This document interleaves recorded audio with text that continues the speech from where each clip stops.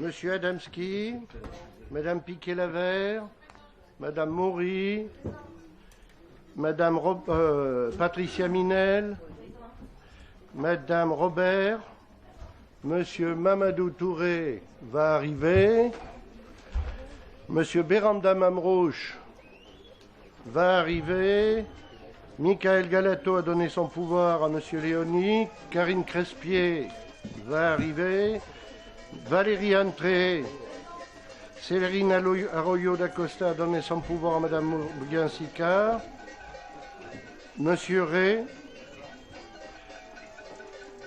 Amandine Julien a donné son pouvoir à Monsieur Mercier, Monsieur Mercier, Monsieur Rodet, je suppose, va arriver, Madame Baruch, Monsieur Vareille, Monsieur Bernard, Madame Souris, Madame Manigaud, Madame Bobatti qui a donné son pouvoir à Monsieur Destruau, Madame Robert Kerbrat, Monsieur Philippe Rayac, Monsieur Destruau, Monsieur Challenja, Madame Rossler, Monsieur Papillon, Madame Marty et Monsieur Gérard.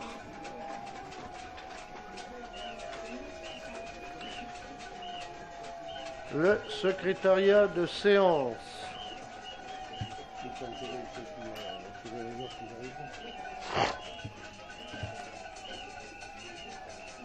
Je propose que ce soit Madame Corinne Robert de l'UDI.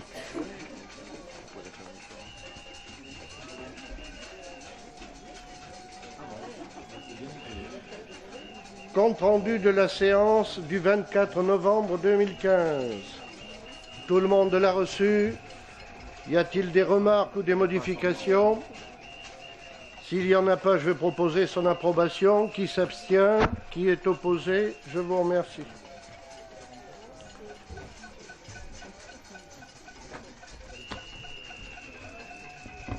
Mes chers collègues, les circonstances de la vie ont fait que j'ai perdu mon père il y a quelques semaines et que je tenais à vous remercier très chaleureusement pour l'ensemble des mots ou des gestes de sympathie que vous m'avez adressés. Soyez-en remerciés. Bon, nous n'avons pas ni questions orales, ni vœux émotions. Le doux bruit qui tinte à nos oreilles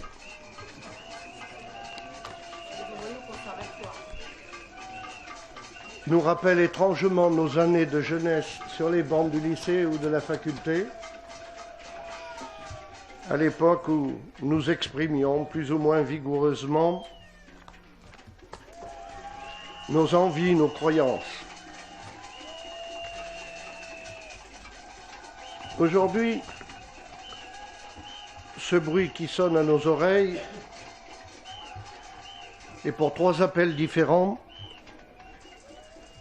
nécessite un petit commentaire de ma part.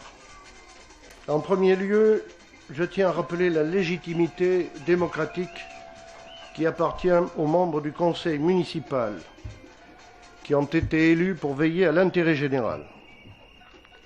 Si je comprends que des points de vue divergents puissent s'exprimer, je ne saurais pour autant tolérer que le fonctionnement du conseil municipal soit perturbé au nom d'intérêts particuliers.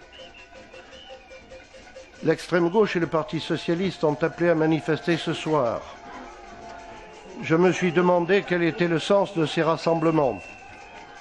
Pourquoi manifester contre la souscription pour l'hôtel de ville?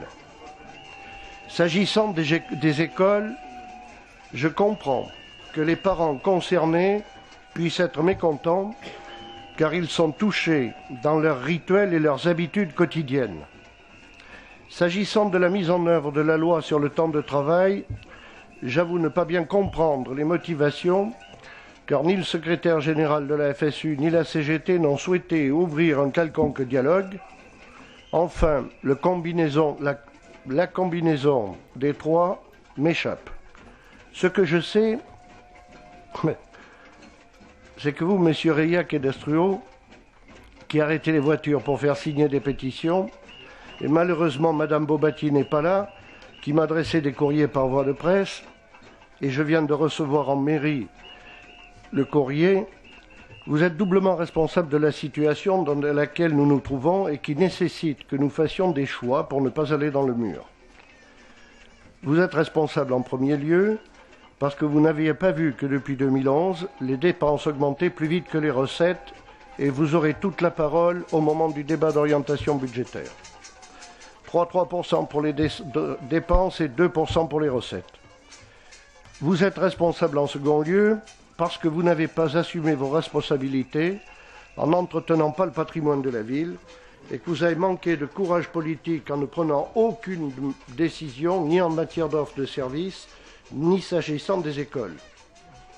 Ça, vous avez décidé de la construction d'un grand stade qui nous occupe d'ailleurs beaucoup pour essayer de sortir de l'impasse dans laquelle nous sommes. Pour ma part, j'assume mes responsabilités et les décisions contestées de ce soir et qui sont cohérentes avec la stratégie de rénovation de la ville et de l'ensemble de l'offre de services au profit des élèves de nos écoles. Rénover les écoles, diminuer la production de CO2 en diminuant le nombre de salles de classe vides chauffées pour rien, plus de 105, remettre des restaurants scolaires, refaire les toits, l'isolation, supprimer le transport des élèves entre midi et 2. Oui, il faut le faire. Et l'ensemble des baisses de dotation, 12 millions d'euros, votées par votre majorité et votre gouvernement, correspondent à quelques milliers d'euros près à l'argent à investir pour que nos écoles primaires soient dignes de ce nom. Alors que vous aviez l'argent, pourquoi ne l'avez-vous pas fait ? Il est plus facile de courir derrière l'air du temps, d'être contre tout le temps, plutôt que d'avoir le courage de construire et de rénover. Nous avons été élus pour le faire et nous le ferons sans augmenter les impôts si nous le pouvons. 2500 élèves en moins depuis 2001.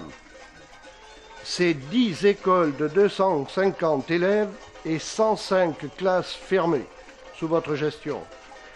C'est l'équivalent des 10 écoles des plus grandes communes de l'agglomération.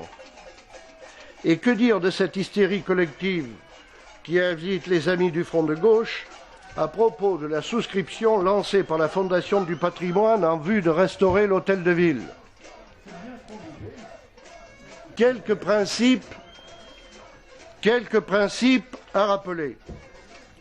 L'hôtel de ville est la maison commune de tous les Limougeaux et les élus ont le devoir de veiller à son entretien.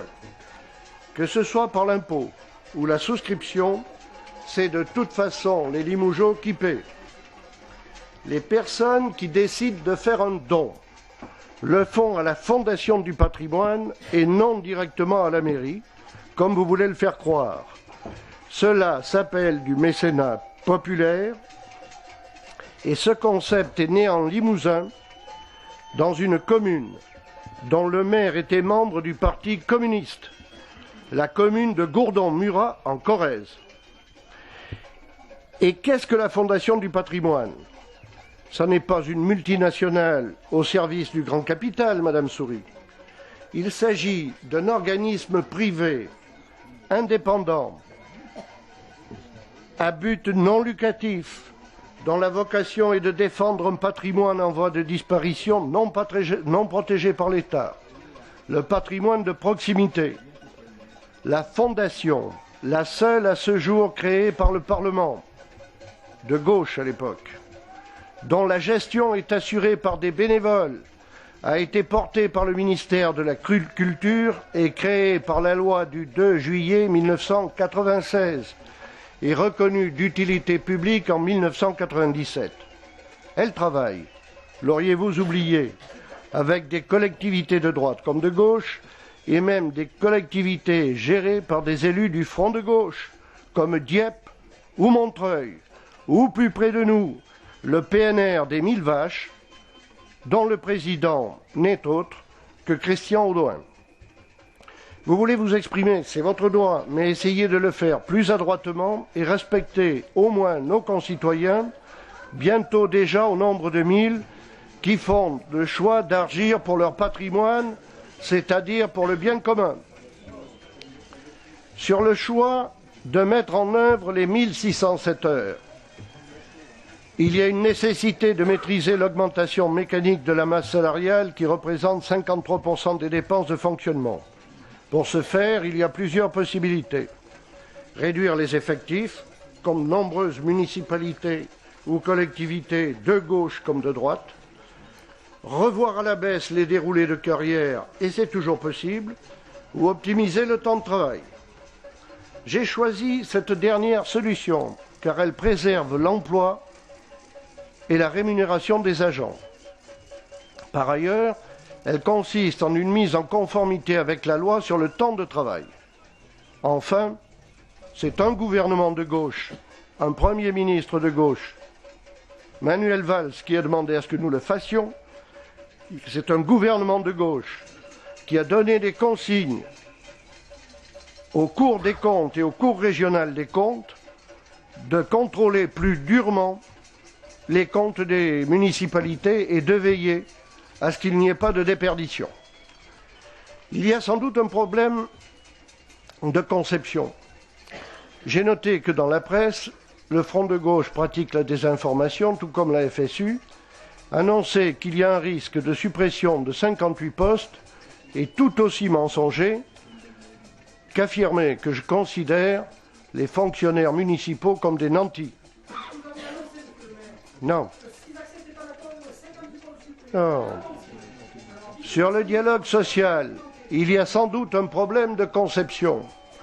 Il semblerait que pour certains, le dialogue social se résume à faire grève avant de discuter. Ce n'est pas, ça n'a pas été, ce ne sera pas ma conception. Je suis amusé quand je vois l'ancienne majorité se préoccuper du dialogue social. Auriez-vous la mémoire courte? Sachez que lorsque j'ai rencontré les organisations syndicales dans les jours qui ont suivi ma prise de fonction, elles ont unanimement dénoncé le manque de dialogue social, voire le mépris dans lequel vous les teniez. Pour ce qui est de la FSU, peut-être nous a-t-il menti, vu le comportement actuel de leur secrétaire. N'en déplaise à certains, voilà que ce que nous avons fait en matière de dialogue social et qui ne se faisait pas avant. Mise en place de réunions préparatoires aux instances paritaires, alors qu'avant les dossiers étaient présentés au vote sans discussion. Vote sur les propositions d'avancement en CAP, alors qu'avant les listes passaient sans discussion. Concertation pour la préparation du pacte social. Ouverture de discussion pour la mise en œuvre de protocoles des droits syndicaux qui n'existaient pas. Mise en place de groupes de travail issus du comité d'hygiène et de sécurité. Formation des membres du comité d'hygiène et de sécurité. Réunion préparatoire pour la prise en compte de situations individuelles et collectives. Voilà ce qu'est pour moi le dialogue social. Alors oui, ce n'est pas la recherche du rapport de force et la défense de positions dogmatiques. Je dis cela pour la FSU et la CGT qui se répandent en contre-vérité depuis le mois de décembre. Je le dis ici, il n'y aura pas de discussion avec le secrétaire de la FSU tant que je n'aurai pas eu d'excuses de sa part. J'invite les agents à être vigilants face à cette organisation syndicale qui a montré ses limites en envoyant des agents dans le mur. En effet, sur le conseil du secrétaire général, qui a incité des agents à aller au tribunal administratif alors que nous avions une interprétation des textes favorable. 22 d'entre eux devront rembourser la NBI suite à des jugements du tribunal administratif où on leur a conseillé de se pourvoir, c'est-à-dire plus de 3 000 € pour des petits salaires du niveau du SMIC. Quant au Parti socialiste, sachez qu'à mon arrivée, l'ensemble des organisations syndicales ont dénoncé l'absence de dialogue social lorsque vous aviez la majorité. Je ne peux l'affirmer n'étant pas moi-même élu. Je me fais que le rapporteur d'une situation qui m'a été confiée. S'agissant de la situation des personnels, vous avez la mémoire courte. Votre politique RH se faisait au détriment des agents et vous cherchiez à faire des économies sur le dos des agents de catégorie C. Et je voudrais ici rappeler que la NBI-JUS, nous l'avons mise en place avec plus 850 000 € dès notre arrivée. NBI-JUS que nous allons étendre à toutes les zones de grande pauvreté, puisque nous sommes la seule ville de France à avoir augmenté ces nombres de grande précarité. Ce qui n'a pas été fait par l'ancienne majorité pour la santé au travail et que nous allons faire. Le schéma directeur incendie avec l'organisation des secours, la méthodologie d'évaluation des risques réglementés et de la mise en œuvre d'un plan de gestion organisé conformément à la réglementation, risques chimiques, ACD, CMR, amiante, obligations qui existent depuis 2002. Absence de diagnostic et de plan d'action des risques psychosociaux et des troubles musculo-squelettiques, obligation 2002 puis 2009. Absence de prise en compte de la pénibilité sur certains postes à la direction jeunesse, où certains agents nettoyaient, il y a encore peu de temps, le linge à la lessiveuse par refus d'acheter des machines à laver, par crainte qu'elles soient utilisées à titre personnel. Absence de participation des OS dans des groupes de travail visant à l'amélioration des conditions de travail. Absence de formation action destinée à la montée en compétence des OS sur le registre SST. Absence d'une politique générale sur le handicap et la diversité, loi 2005, que je me suis empressé de mettre en œuvre en arrivant. Et absence de mise en œuvre d'une politique d'accompagnement à la mobilité professionnelle. Ce qui n'a pas été fait en matière d'application du statut et que nous avons fait ou que nous allons faire, la mise en œuvre de la loi de déprécarisation pour les agents horaires des CCM, de la jeunesse et des sports, la mise en œuvre du compte épargne-temps qui a été voté et qui va être mise en œuvre, la prise en compte de la NBI que nous allons étendre et les discussions sur le régime indemnitaire qui n'ont pas eu lieu depuis 20 ans. Je ne pense pas avoir beaucoup de leçons à recevoir de votre part, tant en matière de gestion des ressources humaines que de dialogue social. Par contre, j'écouterai avec attention l'ensemble de ce que vous me proposerez.